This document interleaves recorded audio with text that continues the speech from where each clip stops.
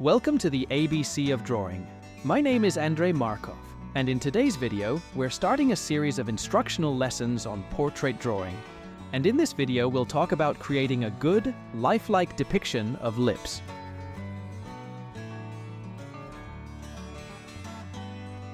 First of all, it's essential to understand their anatomical structure. Even a basic understanding can be quite helpful. I'll explain this while I'm sketching, so let's get right into it. I begin by outlining the lips with a simple contour. The very first thing I draw is the line where the upper and lower lips meet. At first, I make it straight to establish the length of the lips.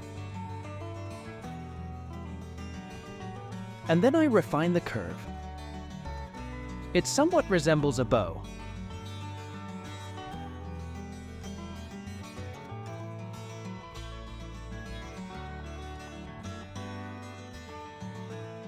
The shape of the lip line is unique to each person and can vary depending on the angle and emotions. But the fundamental principles remain the same. Now, let's outline the contours of the upper and lower lips. I'll mark 2 points where the lips are fullest and then connect them with 2 lines.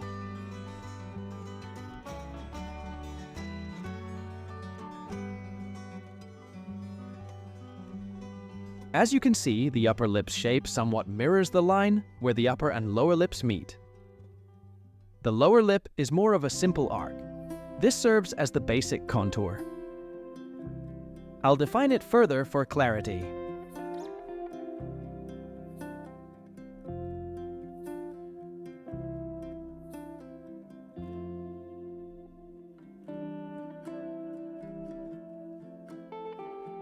Now, let's delve into lip anatomy to understand where these lines come from. In essence, the lower lip consists of 2 rolls, and the upper lip has 3.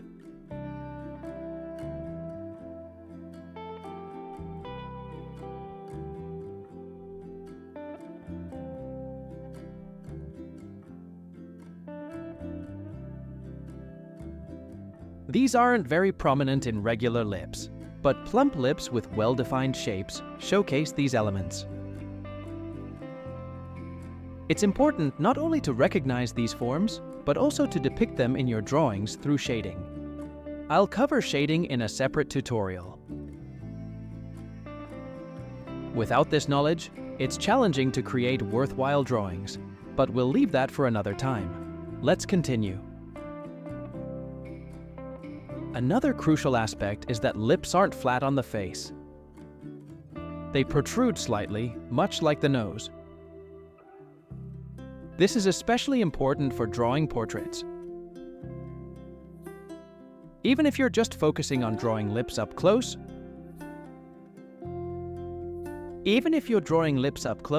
it's essential to convey their 3-dimensional nature. To achieve this, you need to sketch the surrounding areas, depicting what lies around the lips. This includes the upper depression, the philtrum, the chin line, and the surrounding areas.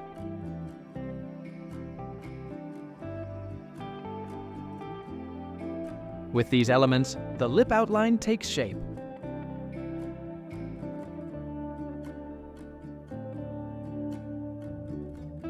In essence, we've covered the anatomy of lips and how to outline them. Now, let's move on to adding tones to infuse depth and life into the drawing. To help you follow along, I'll leave this diagram here for reference and create another identical outline to work on.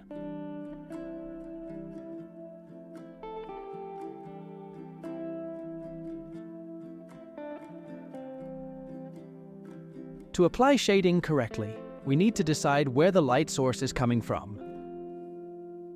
In this case, I'll opt for light coming from above and slightly from the right. In this lighting scenario, the lightest areas will be along this line and in the middle of the lower lip. The darkest areas will be where the lips meet,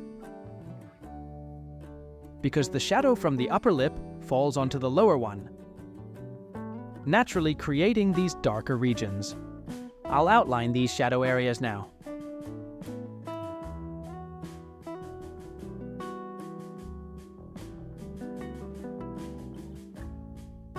While it may not be very visible on the screen, I've marked them for reference. Now here's how I'll proceed. I recommend applying shading using strokes like this. This kind of hatching helps create the illusion of convex lips and adds the right textural quality. It's also advisable to build up the shading gradually in layers and work on the entire drawing simultaneously. This approach makes it easier to see where more color is needed or where to make it lighter. Watch as I apply the first layers of hatching.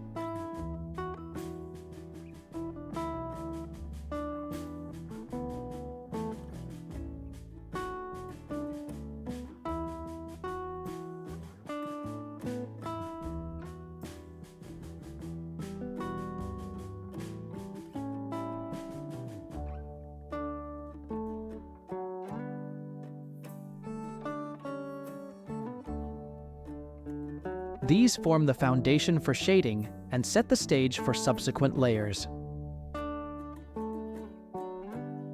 It's crucial to align the strokes with the lip's shape.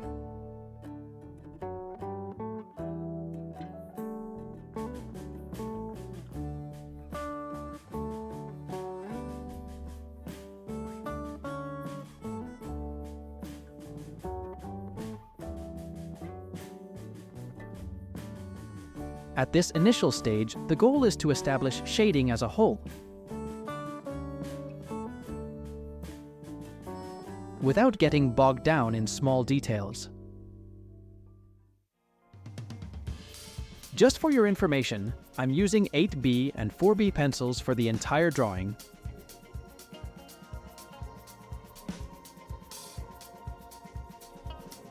Some viewers have requested that I mention the type of pencils I use, so there you have it.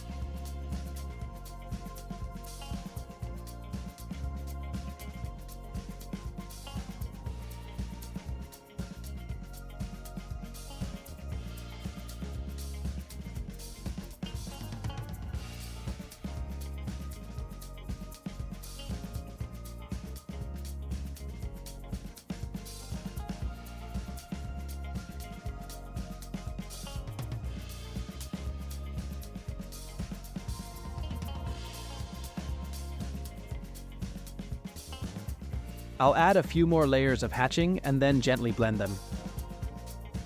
I'll use a blending stump for this purpose. I'll start with the lighter areas of the drawing and gradually move to the darker ones. The key here is not to overblend and to rotate the blending stump to keep it clean.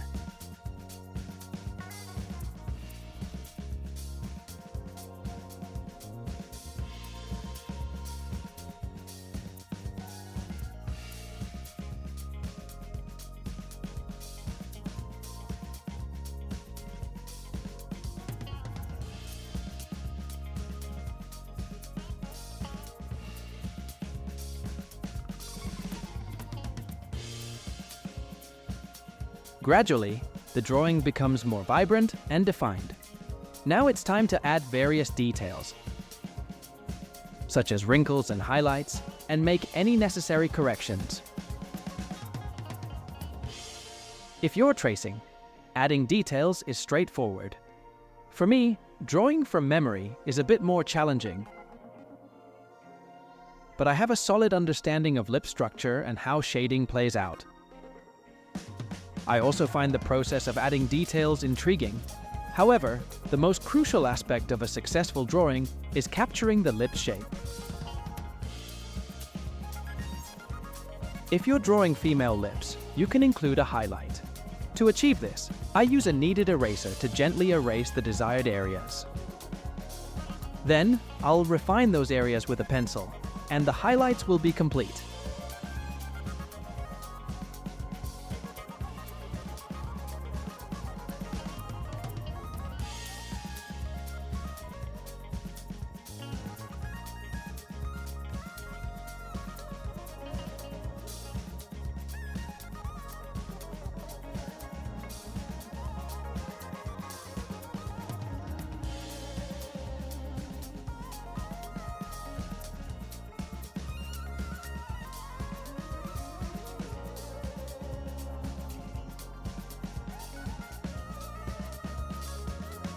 I won't go into excessive detail since I'm drawing from memory, and I believe this level of detail should suffice for understanding the material. Additionally, if you're drawing a portrait, you likely won't be focusing on such large lips. To put things into perspective, I have an A3-sized portrait for comparison.